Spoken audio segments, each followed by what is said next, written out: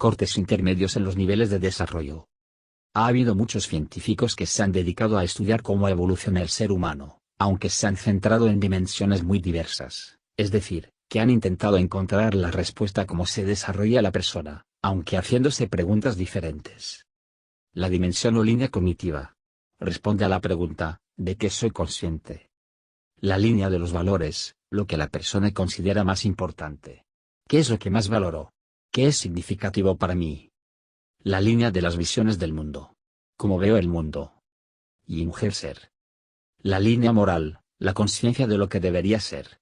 ¿Cuál es la acción más correcta? ¿Qué debo hacer? La línea emocional o afectiva, la maduración emocional. ¿Cómo siento eso o aquello? ¿Cómo me siento al respecto? La línea interpersonal, relaciones con los demás. ¿Qué debería hacer respecto a usted? ¿Cómo deberíamos relacionarnos? Selman. La línea de las necesidades básicas, pirámide de Maslow. Responde a la pregunta, ¿qué es lo que necesito? La línea de la identidad del yo, ¿quién soy yo? ¿A qué le llamo yo mí? ¿Quién soy yo? La línea de la estética, ¿qué es lo que más me gusta? Expresión, apreciación de la belleza, arte. ¿Cuál es, de entre todas esas cosas, la que más me atrae o la que más hermosa me parece? ¿Qué es lo que más me gusta? La línea psicosexual, desarrollo de una sexualidad sana. La línea espiritual. ¿Cuáles son mis preocupaciones últimas?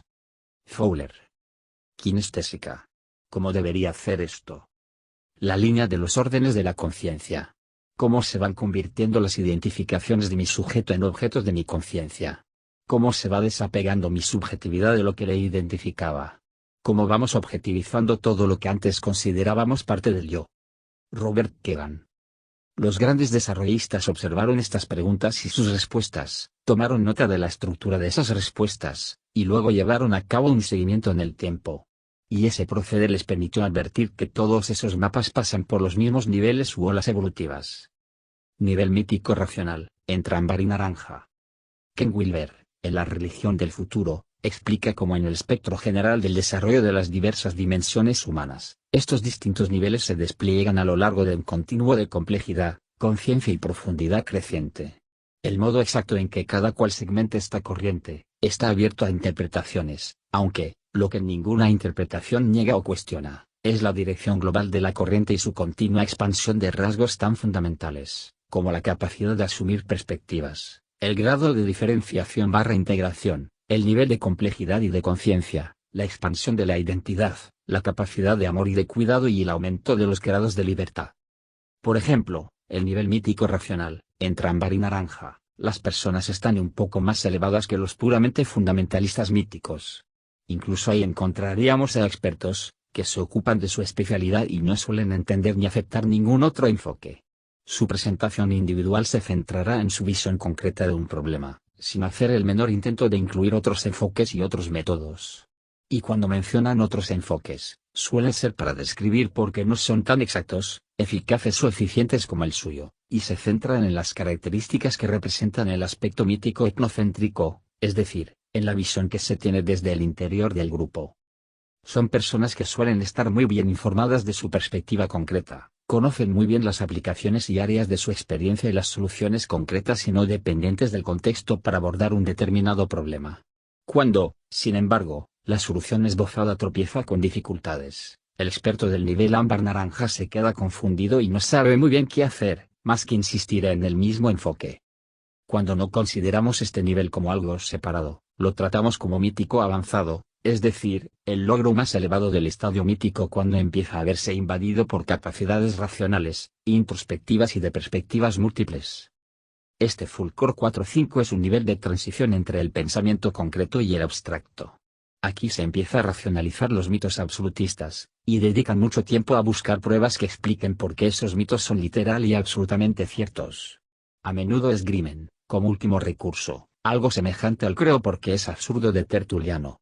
Se trata de una altitud desde la que puedes racionalizar cualquier estupidez que se te ocurra y, cuanto más estúpida sea, más razones habrá para creer en ella. El experto ámbar naranja de una determinada religión, es el más comprometido en las guerras culturales, a veces de manera brillante y mundicéntrica, llenando de explicaciones los agujeros dejados por las explicaciones materialistas científicamente aceptadas, para acabar reemplazándolas por un Jehová mítico, primitivo y etnocéntrico. Como ven, son muchas las disfunciones que pueden afectar al nivel mítico racional. Otro ejemplo sería lo que suelen llamar pérdida de la fe en sus mitos absolutistas, religiosos, políticos, científicos estrechos, sexistas, ideológicos, etc. El abandono de la creencia mítica conlleva la aniquilación total de la identidad del yo que, de ese modo, se ve excomulgado, desconectado y obligado a renunciar a la comunidad de los que se salvarán, a razón por la cual se ve abocado a distintas formas de condena eterna. En la medida en que el desarrollo continúa, se llega a un punto crítico, la pérdida de la fe, que puede provocar el colapso funcional del sistema del yo. Y muchos, creyendo estar obligados a entregar sus almas, no se atrevieron a adentrarse en silencio en esta noche oscura. Sobre el alma se cierne, durante días, meses y hasta años, una negrura que trasciende toda la oscuridad. Aunque si uno se atreve a dar el salto, la muerte de la postura estrecha y limitada anterior, abre la puerta a un auténtico renacimiento en el nivel mundicéntrico y a las muchas verdades propias del estadio múltiple naranja. En la página 155 del Ojo del Espíritu, Wilber nos aclara que en esos mapas ocultos no estamos encasillados en un solo nivel. Lean el siguiente fragmento.